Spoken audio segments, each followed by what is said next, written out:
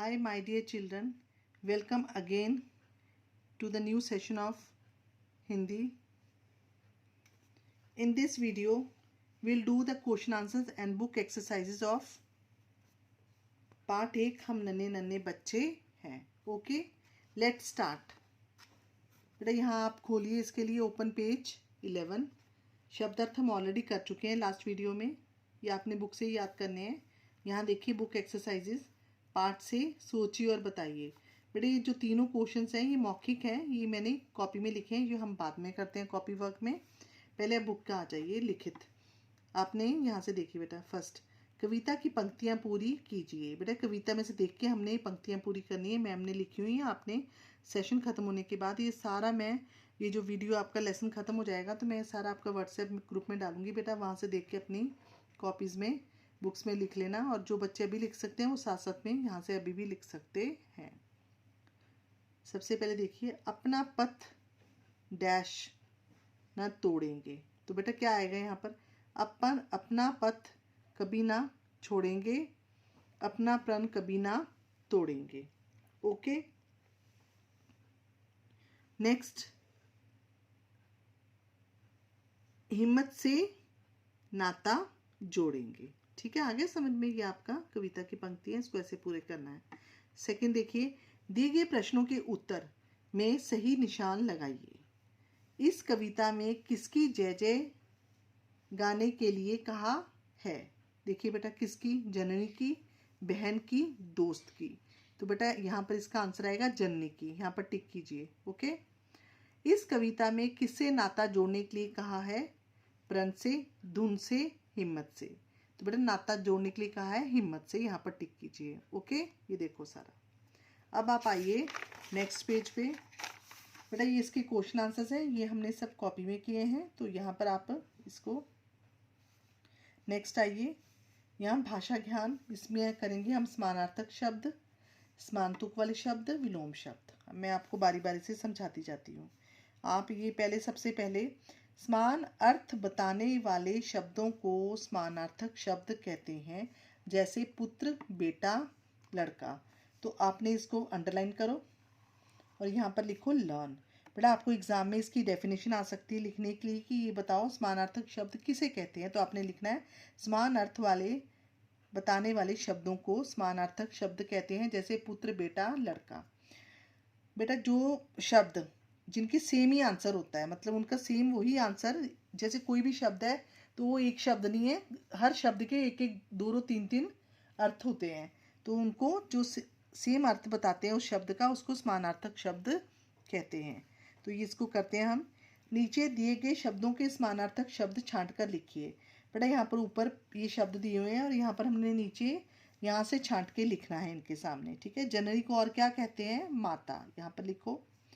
पथ यहाँ से ढूंढिए क्या आएगा? पथ का रास्ता यहाँ लिखिए.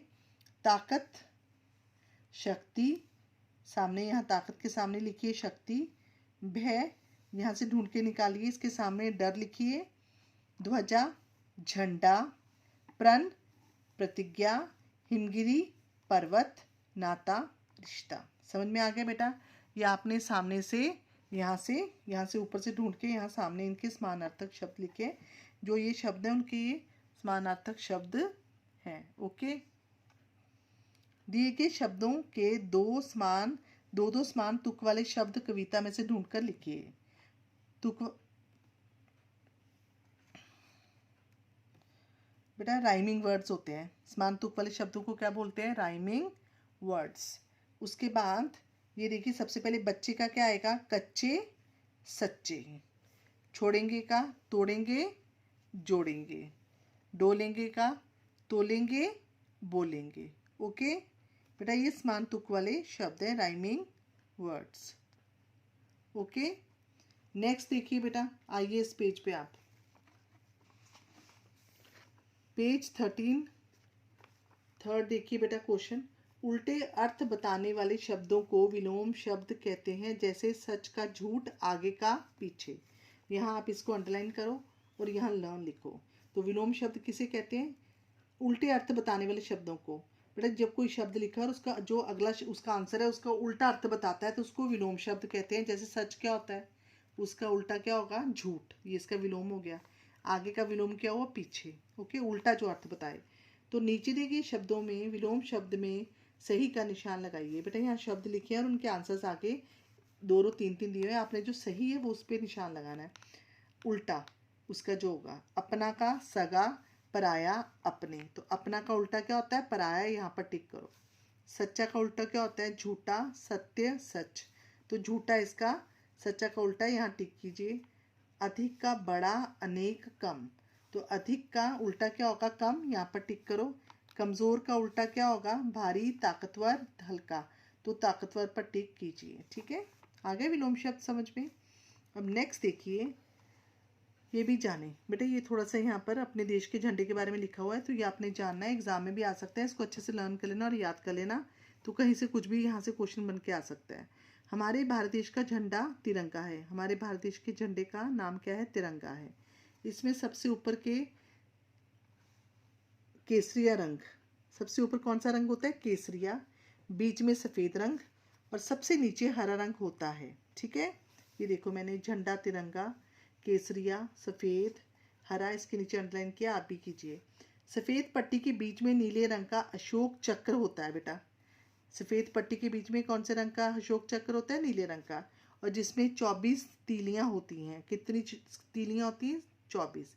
इसको इंग्लिश में स्पोक्स भी बोलते हैं। ठीक है, तो 24 उसमें डंडे होते हैं बीच में अशोक चक्र में। ओके, इसको अंडरलाइन किया, आप इसको अच्छे से लर्न करना। आओ कुछ नया करें। किसी भी रंग में थोड़ा सा सफ़ेद रंग मिलाइए। अब आप देखिए और लिखिए कि सफ़ेद रंग के मिलने से कौन सा नया रंग बना। ओके, समझ में आया। जैसे लाल में सफ़ेद मिलाओ कौन सा बनता है, गुलाबी। बाकी हमने खुद करने हैं। संतरी में सफ़ेद मिलाओ तो बेटा कौन सा बनता है, पीला। नीला प्लस सफ़ेद, आसमानी। काला प्लस सफ़ेद क्या बनता है, सलेटी। ओके, अब नेक्स्ट देखिए, बॉक्स में दिए गए शब्दों की सहायता से नीचे लिखे वाक्य पूरे कीजिए। यहाँ पर बॉक्स में शब्द दिए, यहाँ से ढूंढ के आपने इसमें लगाने हैं। हमारे देश का नाम भारत है। हमारे देश का झंडा तिरंगा है। हमारे देश का राष्ट्रीय पशु बाघ है। हमारे देश का राष्ट्रीय पक्षी मोर है। ओके, समझ में आ गए, फिलअप्स हैं। और आपने ये आपकी बुक एक्सरसाइज है, ये देखिए बेटा, और ये आपके शब्दार्थ हैं, ये आपकी कविता है। तो अब इसकी बुक एक्सरसाइजेस, कविता, शब्दार्थ सारा ख़त्म हुआ। अब हम इसके जो प्रश्न उत्तर है वो हमने कॉपी में करने हैं, और इसको हमने यहाँ पर ऐसे जैसे मैम ने लिखा आपने भी अपनी कॉपी में काम करना है। सबसे पहले आपने लिखना है पाठ 1, हम नन्हे नन्हे बच्चे हैं। डेट आप जिस दिन काम करेंगे तब की लिखेंगे। ठीक है, प्रश्न उत्तर मौखिक, छोटे वाले जो मौखिक होते हैं, छोटे आंसर होते हैं जिनके। आप कैसे बच्चे हैं, नन्हे नन्हे। आप कैसे बच्चे हैं, नन्हे नन्हे। सेकंड देखिए, नन्हे नन्हे बच्चे क्या क्या करने के लिए कह रहे हैं। हिम्मत से आगे बढ़कर पर्वत पर चढ़ जाने के लिए कह रहे हैं। ओके, नन्हे नन्हे बच्चे क्या क्या करने के लिए कह रहे हैं। हिम्मत से आगे बढ़कर पर्वत पर चढ़ जाने के लिए कह रहे हैं। इस कविता में ध्वजा किस से कहा गया है, झंडे को। इस कविता में ध्वजा किसे कहा गया है, झंडे को। अब बेटा नेक्स्ट देखिए, प्रश्न उत्तर पेज 11 पे है। नन्हे नन्हे बच्चे कैसे हैं। नन्हे बच्चे उम्र के कच्चे हैं पर अपनी धुन के पक्के हैं। नन्हे नन्हे बच्चे कैसे हैं। नन्हे नन्हे बच्चे उम्र के कच्चे हैं पर अपनी धुन के पक्के हैं। नन्हे बच्चे किस पर चढ़ने के लिए कह रहे हैं। नन्हे बच्चे हिमगिरी पर चढ़ने के लिए कह रहे हैं। नन्हे बच्चे किस पर चढ़ने के लिए कह रहे हैं। नन्हे बच्चे हिमगिरी पर चढ़ने के लिए कह रहे हैं। अपने देश की कौन सी बात आपको सबसे ज़्यादा अच्छी लगती है। यहाँ सब धर्मों के लोग मिलकर रहते हैं। अपने देश की कौन सी बात आपको सबसे ज़्यादा अच्छी लगती है। यहाँ सब धर्मों के लोग मिलकर रहते हैं। तो बेटा यहाँ पर आपके ये क्वेश्चन आंसर भी खत्म हुए। तो आपका ये जो फर्स्ट पार्ट है फर्स्ट यूटी का हम नन्हे नन्हे बच्चे यहीं पर ख़त्म होता है। तो ये आपने वीडियोस आपके फर्स्ट वीडियो अभी तक आपको ये सेकंड वीडियो है।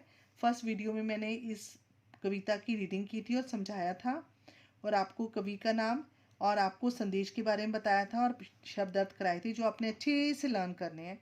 और इस वीडियो में मैंने पार्ट 2 में आपको हम नन्हे नन्हे बच्चे के इसमें बुक एक्सरसाइज क्वेश्चन आंसर्स कराए हैं जो आपने वीडियो ख़त्म हो जाने के बाद अपना टाइम बिल्कुल वेस्ट नहीं करना है बेटा, आपने अच्छे से पढ़ाई करनी है। ठीक है, अभी आपके एग्ज़ाम्स ख़त्म होके बहुत दिन हो गए, रिजल्ट भी आ गया, आपने काफ़ी रेस्ट कर ली है और मज़े किए हैं। अभी आपने सीरियस होकर अच्छे से पढ़ाई शुरू कर देनी है।